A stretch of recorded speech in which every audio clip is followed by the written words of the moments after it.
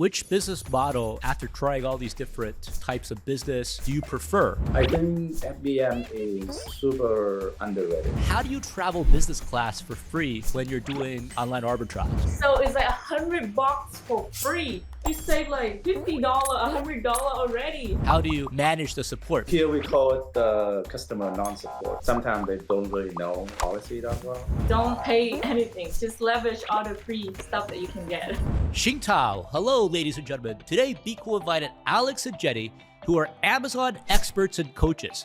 They are a young Vietnamese couple who's based in the US, but often travel around the world, sometimes even in business class. They also have an online following of over 45,000 in their Facebook group, as well as a Discord group, and they have their own Amazon course. This will be one of their first interviews in English online. Let's welcome Alex and Jenny to our channel today. All right, thank you guys. Thanks for having us. Can you introduce yourself and tell us a little bit about your background? My name is Alex, and this is my wife, Jenny. We are both living in Dallas, Texas now. We started with Amazon more than almost 3 years ago, when at that point is like the end of COVID time. Like everyone is looking for a side hustle or like another source of income because it's super crazy. Like I lived in US for quite a while, never seen anything like just like in the COVID time. So we stumbled on some YouTube video about like making money with Amazon. Before that, we did a bunch of like e-commerce gig already, and then for some reason it just makes sense for us. Started doing like a little bit of RA, going to Burlington, Ross, scanning everything, trying to find product to sell, trying to learn how to ship stuff to FBA, learn how to set up stuff like BQool, Sutterram. I mean, fast forward today, it's been a great and fun journey. Up until this point, we're doing 6 figures per month in sales now. Well, that's incredible. Yeah, it's 6 figures in sales. Did you sell on any platform before Amazon? Yes, a lot. For Amazon Arbitrage, we've been selling on like, small platform like StockX, Go, eBay, and we even built our own Shopify store. 2-3 years ago, before we do the Amazon, we did a print-on-demand customization, like especially for Vietnamese community. It's like fun and parody shirt and inside joke for Vietnamese, and a lot of people supported us. We also did customizations on the 3D card. Oh yeah, the gratitude. So, I mean, basically we try almost like all the model with e-commerce, drop shipping, print on demand. We sell our own products as well, which is it's all a great learning experience. Amazon is the one that's really stick with us. Which business model, after trying all these different types of business, do you prefer, and then why? Well, I believe each one has its own potential. For example, the print-on-demand projects, we launched a website that create all the funny design just for the Vietnamese people. So basically, like you have all the inside joke for Vietnamese people, print on a shirt, and people love wearing it, and they love to buy that for their whole team or their friends or their couple. So I mean, potential of that is big as well. But for us, we couldn't control the quality.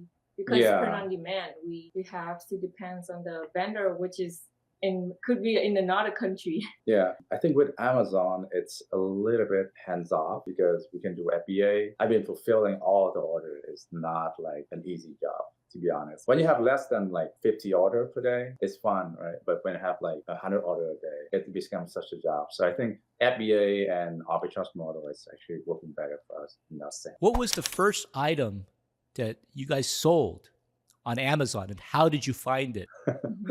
This is a funny story. I told this so many times to my followers. So when we first started, we have no idea where to find product, and we're sitting on the computer hours and hours, couldn't find anything. So I came up with one idea. I thought it's going to be an outside the box, which is I go to Fiverr. A lot of people on Fiverr offer like $5 or $3 per product, and they guarantee like, $5 profit minimum. So I thought to myself, like, okay, if I can hire somebody, provide me a $5 profit, I sell 2 of them that cover for the cost of the Fiverr gig, and then I can make a profit for the rest of that, right? So the first item we actually sold, from a Fiverr gig that we purchased, but eventually, as you probably guess, it's all time because they selling that for like 1,000 more sellers. Right, so it's tons of competitors, and you have a bunch of stock you can't get rid of because that product's easily accessible to everybody. No, exactly. And that product, it was the tool for like It's like a clipping nail for like a nail salon or Right. nail technician they use. Yeah. Now, I want to ask, and this is for our audience, like, how do you travel business class for free when you're doing online arbitrage? A lot of people, before we get into the online arbitrage, there's a lot of things that we didn't know, and like using credit card point to travel is one of them. And actually, I was introduced by one of my buddy in the OA online arbitrage world. He's actually master on this. So he showed me all the tip and trick how to get like business class like very, very cheap. Basically, when you buy inventory with credit card, you earn point, and then you just use those points to purchase like business class flight ticket. Something costs like 10,000 or 15,000. Probably by point you can buy with like probably a fraction of the cost. And the point basically, I mean, if you consider that as the bonus when you do this business, basically it's free. Right? Which credit card do you recommend if you're starting out? What's a good credit card to get? Well, depending on the goal. Let's say if you want to travel, for example, we love Southwest. Southwest is not great with business class, but we love Southwest because we can travel everywhere in the US pretty easily with Southwest. I heard for Southwest, the points don't expire. Is that true? I believe that's true, but when you transfer it, you cannot transfer it back. But back to the point Right. of what as credit card. Then let's say if you go with Southwest, right? So all the Trace credit card, you can one way or another transfer the point to Southwest. So if you target one or two airlines, go research for which credit card point you can use to transfer to those airlines and buy the ticket. For us, if I target to go travel somewhere, I would spend heavily on the credit card of that bank that I can travel. I can transfer to the airline and buy the ticket. But if you like just want to get the cash back, some people love cash back and they count that against their buy cost in the inventory. So some things like Capital One Spark or the American Plum card would be good if you want to leverage like the longer, payback period. Or the PayPal, like 3% for all the PayPal purchase would be also great. Okay, so those credit cards can give you possible cash back for products that you purchase. Let's come back to, talk about Amazon. Do you mostly do FBA or FBM? 90% of our sales are FBA. For FBM, we normally do for seasonal stuff or back to school stuff. So it probably is only around 10% of our sale right now. The way I think about FBA and FBM is FBM is super worth it. Like in the Christmas time for some season that had, you found like good items. Right, Valentine's Day is a good one as well. It's coming. But FBM is, we are doing some stable sales with FBA. It's kind of, month over month. It's like the base for the business. What about a new seller? Like, what do you think is better for beginners to start with? I think FBM is super underrated for new seller. Like if you start with $1,000, if you do FBA, you have to wait for probably a month to know if you actually make a good decision on sourcing or not. Because FBM, you can list it right away, sell it, and flip that capital like over more and faster. So I think if you're low on capital when you start, FBM is a good one. But eventually you have to do FBA because FBA is the way you scale, right? Like I say in the beginning, like if you pack, 20 packages a day FBM, it's fun. And you feel like you're fulfilling, right? Something in yourself. But if you do like 100 packages a day, it's less fun. I can guarantee you it's less fun. What's your favorite category to sell on Amazon? Oh, we do a variety of categories. So when we're first starting out, we sell anything under the sun. Shoes, clothing, sport and outdoor, grocery. But right now, we try to narrow down into a few categories that does not have a high return rate. So we do pet food, groceries, and we do some sport and outdoor stuff. Hype sneaker used to be my favorite category until it become saturated. And then we got so many returns on the shoes, so we stopped selling those hype sneakers. You can see from the background that my Those wife sneakers we used. She's really into sneaker, and I mean, like the sales on those is super profitable, but man, the return is super hectic. And when they return them, sometimes they're even worn or have scuff marks, or maybe the box is damaged. It's terrible. So the turning point for me, like when I say that's it, no more like hype sneakers, there was one return. They have so many pet furs in it. We don't know is it cat or dog, but it's like full of fur. And then those pair cost a lot of money. I was like, you know what? That's it. No more shoe. Let's dig into other category. What Yeah, do you do with those returns? What do you like? What do you do with those products that are worn, that are used, like let's say yeah. shoes or even apparel, like clothes? Yeah. So when we first started, I mean, obviously we are inexperienced, so we didn't know how to deal with those, right? And two, we are afraid the customer would leave the bad feedback, right? So we normally eat up the cost. But now, like for all the return that we receive, and we have a lot of return, because it's just the nature of selling on Amazon. Q1, like generally, is like a lot of return. We could charge the restocking fee if the customer at fall, for example, they say, hey, I ordered the wrong product, or that's your fault, and I can keep the shipping charge, and then also I can charge you like restocking fee if the product is Mm. not new, right? And So that's a also, good tip. yeah, and Yeah. also we trying to liquidate them like on eBay or Mercury, other platform for like kind of open box or a little bit damaged. So for the products that are used or Mhm. open, or you can't resell them on Amazon, you would Yeah. use other platforms to Yes. at least get a little bit cash back for them. Yes. Yeah. And when do you decide to dispose them? Like, because that's probably like the last option. Yeah. Yeah, I mean, we barely dispose anything. So disposing means like we, throw out to Goodwill or some donations options. But we don't have a lot of that, to be honest. Most of those return, either we get some sort of restocking fee or recover at least shipping costs already. So dispose them is the only option when like it's super beat up. And obviously for all the Amazon seller, they know like even when you're 100% right, sometimes just fighting that with like customer service, just a pain, right? So if that's too small, it's like I'm fighting with you for 3 or 4 days to get $5. Maybe it's not worth it. And then, we're just going to dispose that item.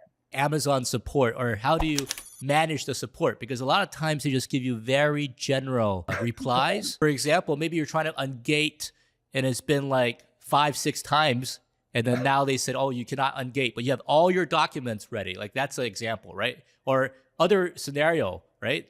How do you deal with the customer support in Amazon? Yeah, I mean, here we call it the customer non-support because basically a lot of them, actually, I think a lot of them are new members to the team. So sometimes they don't really know the policy that well. For ungating, for example, for us, it's more like case by case. A month ago, when we getting into Q4, like around November, December, ungating is super hard in a sense that it's getting approved faster. But like a month ago, it was super hectic, super long wait for ungating. Basically, get all the documents as Amazon policies require you. And sometimes you just need to submit like multiple times and get a new person to look into the case. And then honestly, if we can ungate one brand for now, I have a strong belief that we will be able to do it at some point in the future. So I would not be so worried about not being able to ungate one particular brand for now. Because we have so many brands that we can sell on. Or you can join a community that people could help you how to deal with certain topic. Like some people already experienced on like the issue they had before, they could share that with you to help resolving it faster. Like by sending a message with like the right context in there. Yeah. Yeah, sometimes like people, for example, a few member of our community got IP complaint, and sometime in the appeal or the plan of actions, you can, if you just mention a few phrases, like the key phrase that people look for in the plan of action or IPO, it would make sense. You can get it resolved a lot faster. Now, I want to ask about the way you run your business with your wife, family. Like, how do you divide the tasks for your business? Like, who does what? It's basically I run the business and my wife run me. That's the way we do it. It's like the neck and the head. Yeah. Exactly. Like I do everything she told me. So she is really good at like FBM, managing communities. I mean, that's outside of the Amazon, but she's a creative person and she's very attention to detail. So she does all the FBM stuff, anything FBM related that she's in charge. She's also, working with our content teams, helping us like build community. I'm more into the analytical role where I'm working with a sourcing team, working to build a relationship with the prep centers or, some wholesale deal that we have. So we divide it into that way. So it's So he's more like front end. I'm more like a back end. Operations, structure, dealing with prep center, employee, all the structure he built it. I run it in the back for him. What's your strategy for pricing when you're deciding how much to price a product that you've sourced? Yeah, so pricing or sourcing, normally I look at the profit that I want to make or could make from a listing. So all of that come with like you got to source better. Right?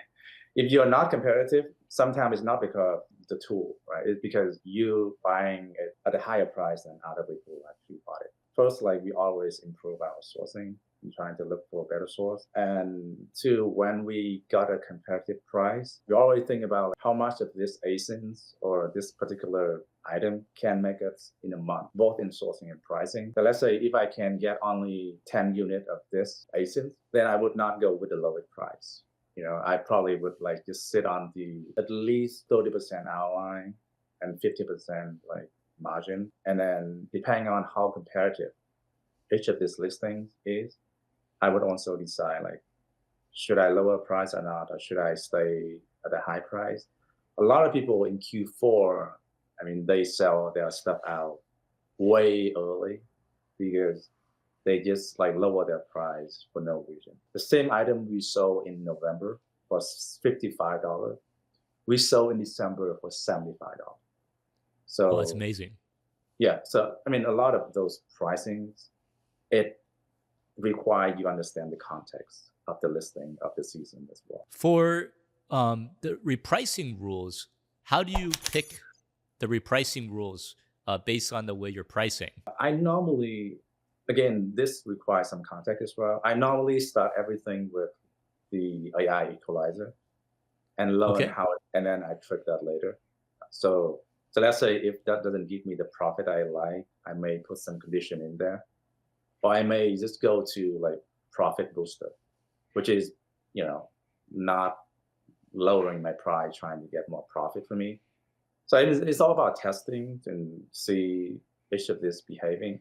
Because one thing is you set the repricer one way, but the other thing is like what other people in the same listing do, right?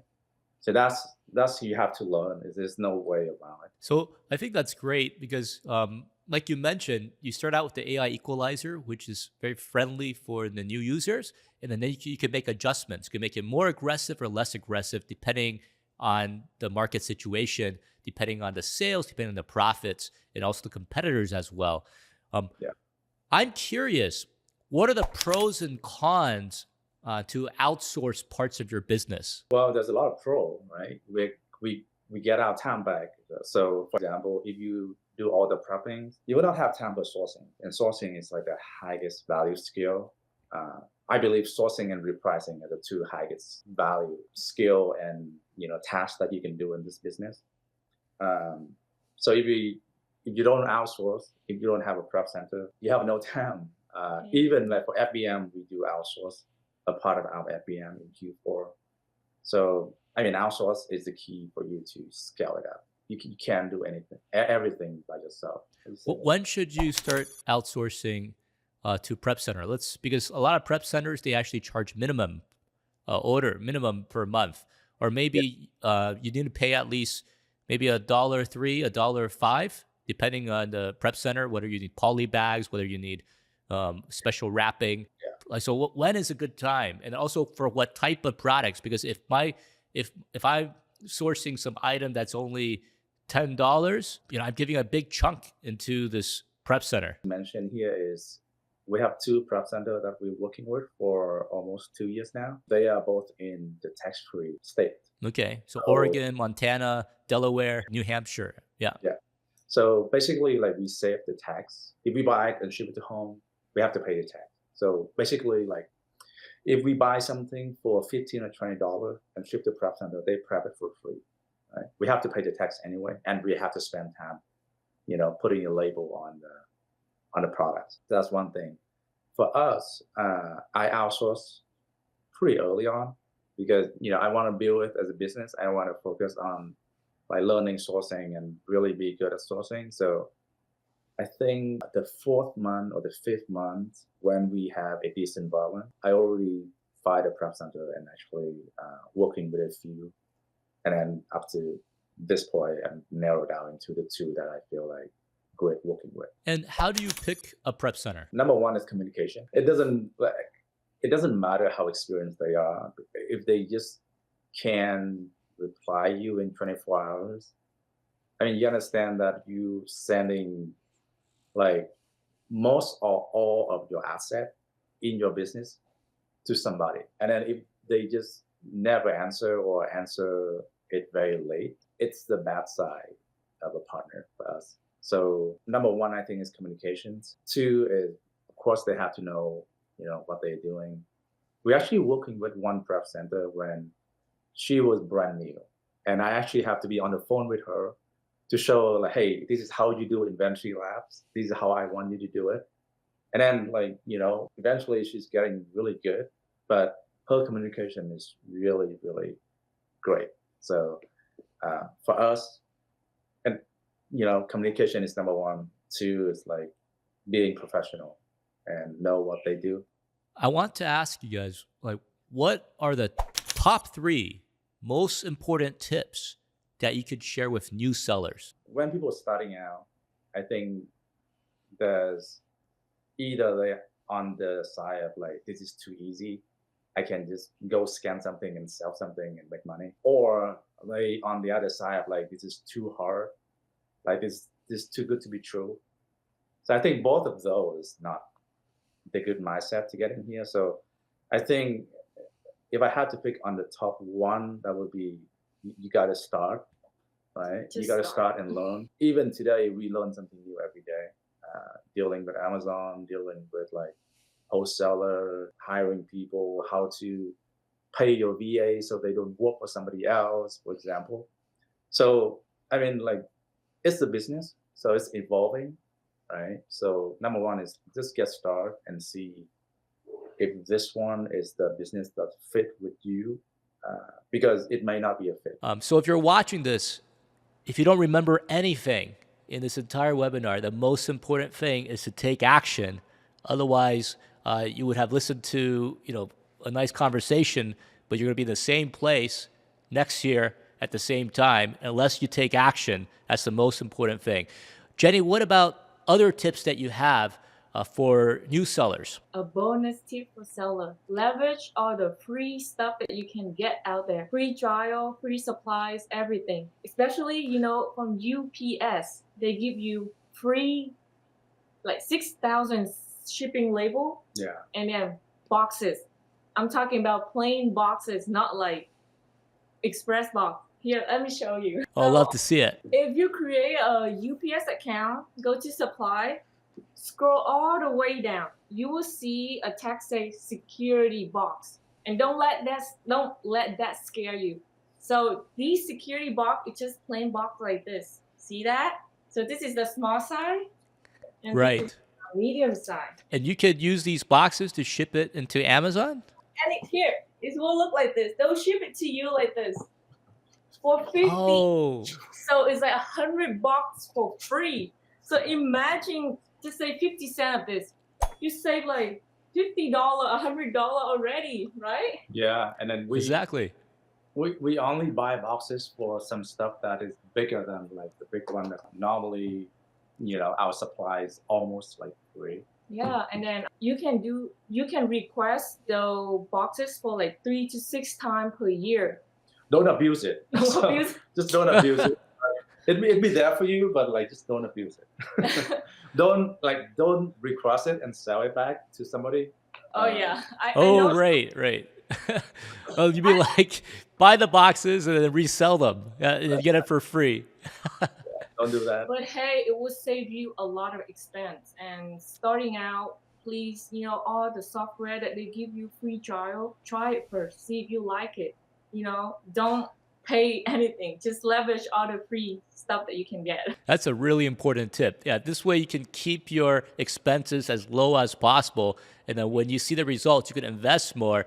Now, I want to ask, what are the most important software that you need to start with when you're starting your Amazon business? I mean, obviously, we're doing online arbitrage and retail arbitrage, and also wholesale. Like Keepa is the key because it's Okay, keep up for pricing, supply and demand. Absolutely. for sourcings. I think CeleRAM is also a good option because it helps you sort faster, and also when you have a team, you can like create a workflow for your sourcing team.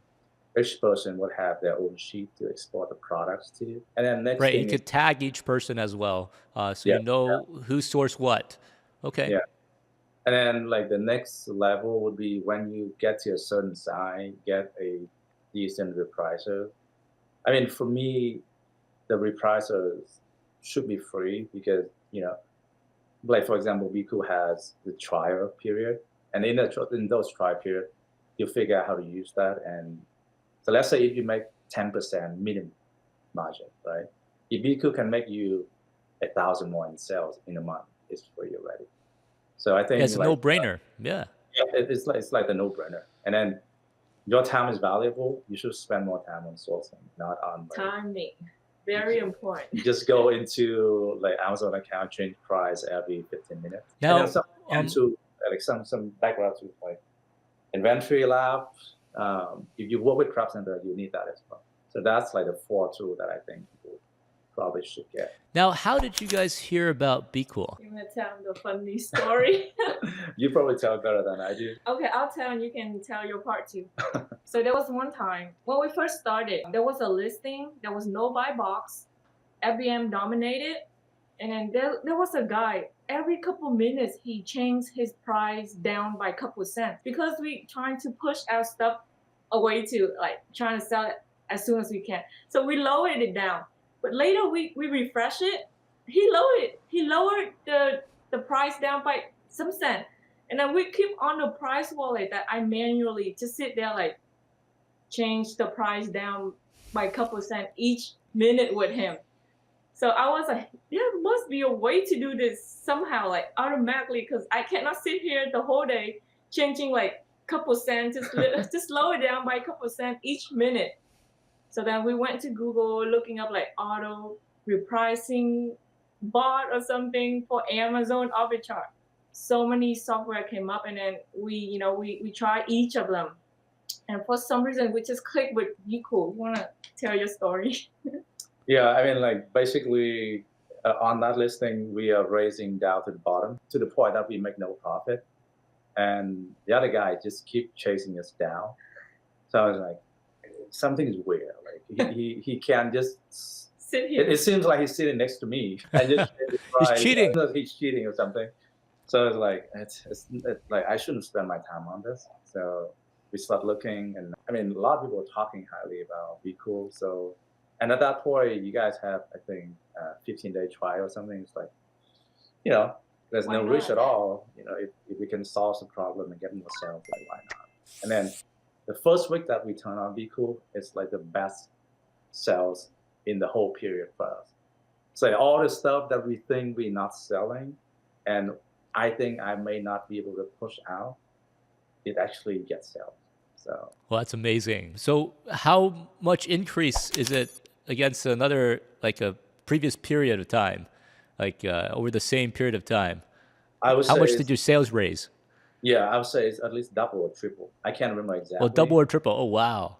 Yeah, And what about the profits, though? Because at the end of the day, people care about the profits first. The profit is not decreasing. Basically, I go with AI equalizer at first, Hmm. and I set like pretty high minimum. So sometimes I see like the sales getting way higher than like what I do manually. Because sometimes when you're new, right, and you expect to get some sale from one listing in every hour or two, and you don't get it, I'm frustrated, and I was like, let me just get a sale by lower price by $2 or $3, and I get a sales, but profit was low. But with repricer, you can set it and then let them do the work. And then, the volume is higher, but the profit is very comparable. It's not like you sacrifice the profit for the sales at all. And I think one thing that we noticed with repricer, you don't have to be the lowest price in order to get the buy box. Yeah. Sometimes the repricer helped us like with the higher price, and we still get the buy box and still make sales. Yeah. Yeah, absolutely. And if you go on a listing that there's less competitors, there's less offers, and historically the price is higher, you could also use our new AI 2.0, which will only lower the price to the buy box price, and it's going to go raise it above the buy box price once you get the buy box. So there's a lot of different options that you can choose. The last question for both of you is, where can we find you and how can they take your course? So I answer the easy question first. Where can I take the course? The course is now registration for the course, which is only for Vietnamese people. We target Vietnamese people in US right now. We would expand that to like Vietnamese people in Vietnam later on. And I think that would be some nice upgrade later on in 2024. But the registration for that is closed now. We want to keep it like small and quality for now before we expand. But you can always, we have our link of sign up available, but it's just not like they cannot just sign up like today. And where can you guys find us? We are in Facebook, TikTok, and we have a Viet FBA network community where we have like almost 4,000 people learning and helping each other how to sell stuff on Amazon. Is it all in Vietnamese, or there's also English in parts of it? It's a mix. But the community especially is for Vietnamese people. But Okay, got it. both Vietnamese and English. Yeah, so it's like we speak both language. I would say mainly Vietnamese. If you show some keyword, you may buy English, but mainly Vietnamese. So definitely check out the Discord group and also the Facebook group. And this is especially useful if you're from Vietnam. We love Vietnam. I've been to Vietnam several times myself. I feel good connection. Yeah, I really enjoy hardworking, investing, and the most important thing to remember is taking action after you finish this. So thanks a lot for your time today, Alex and Jenny, and we look forward to seeing you guys again. Cheers. All right, thanks a lot for having us. We really appreciate your time.